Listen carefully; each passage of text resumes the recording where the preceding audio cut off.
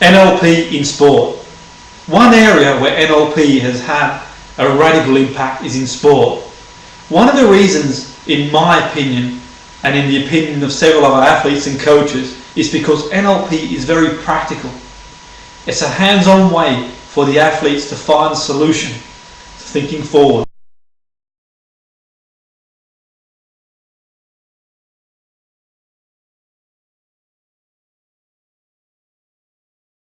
For example, you might want to set goals. You might be looking to be in the right state of mind at the right time. You might be looking to increase your confidence, increase your motivation. Be very specific about what you want to achieve. There are literally hundreds, if not thousands, of NLP techniques you could use.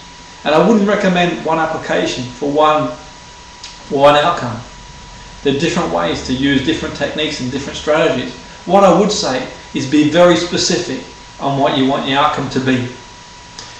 One of the reasons I use NLP in sport is I find that it's very user-friendly. It's easy for me to communicate with NLP and an athlete. When I have used conventional psychology in the past, I tend to find that suggests a problem. And one of the things is the athletes tend to get bored very quickly. They don't want to sit down in a classroom consistently analysing performance in their own mind. They want practicality, they want solutions, and they need fast solutions. In sport, you don't get the time. Time is of the essence, particularly when you're working with world champions or top flight football teams. You're literally living day to day, week to week. You've got these big games, you've got these big tournaments, these big events, and you don't have the time to set these long-term plans. You've got to get quick results, and you've got to get results really quick. I'm all for the long-term stuff, and I think it's very important that we plan long-term and have long-term goals. I also think it's key for every athlete to be able to get a strategy that makes them perform at the best in the here and now. I think far too often we tend to analyse performance which is negative. Now, okay, everything has its place, but sometimes it's too easy to spend too much time assessing negative performance. Why don't we go over positive performance? How often do we sit down as a coach and as an athlete and assess what we've done things well?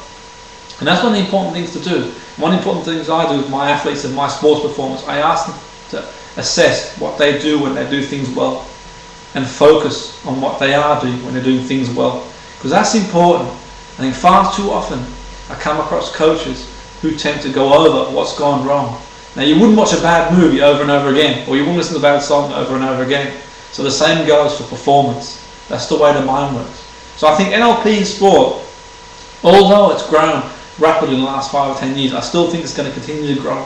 There are a number of top flight sports people and sports teams and coaches who use NLP. It's a fantastic tool to get the best out of your sports people and for coaches and athletes.